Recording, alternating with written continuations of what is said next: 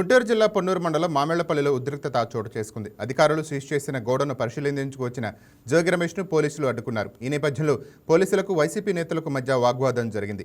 ఎందుకు మమ్మల్ని అడ్డుకుంటున్నారంటూ జోగి రమేష్ పోలీసులపై ఫైర్ అయ్యారు.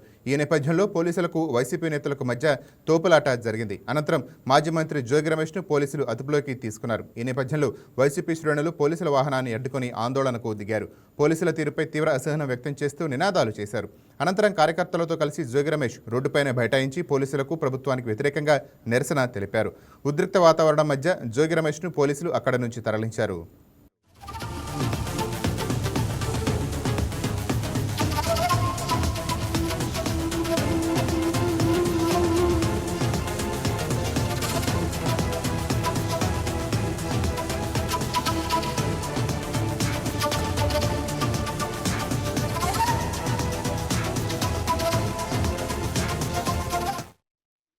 గుంటూరు జిల్లా పొన్నూరు మండలం మామిళ్లపల్లిలో ఉద్రిక్తత చోటు చేసుకుంది. అధికారులు సీజ్ చేసిన గోడౌన్ను పరిశీలించేందుకు వచ్చిన జోగి రమేష్ను పోలీసులు అడ్డుకున్నారు. ఈ నేపథ్యంలో పోలీసులకు వైసీపీ నేతలకు మధ్య వాగ్వాదం జరిగింది. ఎందుకు మమ్మల్ని ఆపుతున్నారంటూ జోగి రమేష్ పోలీసులపై ఫైర్ అయ్యారు. ఈ నేపథ్యంలో పోలీసులకు వైసీపీ నేతలకు మధ్య తోపులాట జరిగింది. అనంతరం మాజీ మంత్రి జోగి రమేష్ను పోలీసులు అదుపులోకి తీసుకున్నారు. ఈ నేపథ్యంలో వైసీపీ శ్రేణులు పోలీసుల వాహనాన్ని అడ్డుకొని ఆందోళనకు దిగారు. పోలీసుల తీరుపై తీవ్ర అసహనం వ్యక్తం చేస్తూ నినాదాలు చేశారు. అనంతరం కార్యకర్తలతో కలిసి జోగి రమేష్ను రోడ్డుపైన బైఠాయించి పోలీసులకు ప్రభుత్వానికి వ్యతిరేకంగా నిరసన తెలిపారు.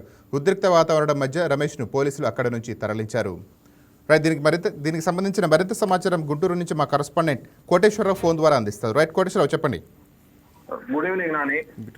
ఈ రోజు ఉమ్మడి గుంటూరు జిల్లా పొన్నూరు నియోజకవర్గంలో ఉన్నటువంటి మామిళ్లపల్లిలో మంత్రి జోగి రమేష్ మొక్కజొన్నకు సంబంధించిన గోడౌను పరిశీలించడానికి వస్తున్నట్లుగా నిన్ననే సమాచారం అన్ని గ్రూపుల్లో మెసేజ్లు చేయడం జరిగింది. ఈ రోజు అదే విధంగా ఆయన ఉన్నటువంటి వెహికల్లో మామిళ్లపల్లి చేరుకునే సమయానికి పోలీసులు అడ్డుకోవడంతో అక్కడి నుంచి ఆయన వేరే బైక్ మీద మరలా అక్కడ వేరే తోటకి వెళ్ళటానికి మామిళ్లపల్లి ఊర్లోకి వెళ్ళటానికి ప్రయత్నం చేస్తుండగా మరొక వాహనం వచ్చి అడ్డుగా ఆపేసి బలవంతంగా అతన్ని జోగి రమేష్ ని ఎక్కించుకుని తెనాలి పోలీస్ స్టేషన్ తరలిస్తున్నారని చెప్పి తెలియజేశారు.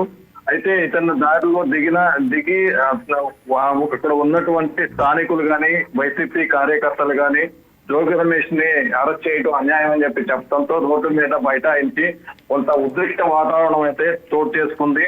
అయితే ఈ నేపథ్యంలో మొక్కజొన్నకు సంబంధించిన గోడౌన్ పరిశీలన చేయడానికి వచ్చా, నేను ఆందోళన చేయడానికి కాదు, నన్నెందుకు తీవ్రంగా ఇబ్బంది పెడుతూ మ్యాన్ హ్యాండిల్ తో వెహికల్ లో బలవంతంగా ఎక్కిస్తున్నారని చెప్పి జోగి రమేష్ అనడం జరిగింది నాకు.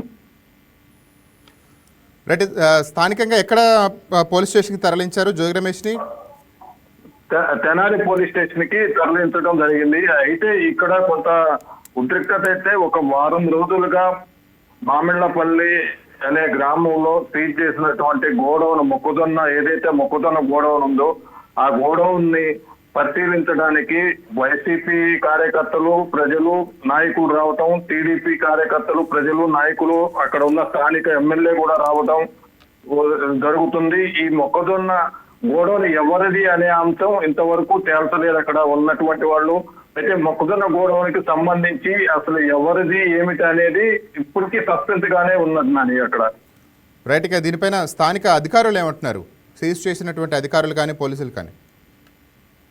స్థానికంగా ఉన్నటువంటి అధికారులు ప్రజల ద్వారా మాకు వచ్చినటువంటి కంప్లైంట్లు తహసీల్దార్ వెళ్ళి మొన్న 3 రోజుల క్రితం అయితే సీజ్ చేయడం జరిగింది. ఇక్కడ ఉన్న అది గ్రామంలో మొక్కజొన్న 2100 అంటే 2100 రూపాయలకి న్యాయంగా జరిగిందని చెప్పి కొందరు ప్రజలు చెప్పడం జరిగింది.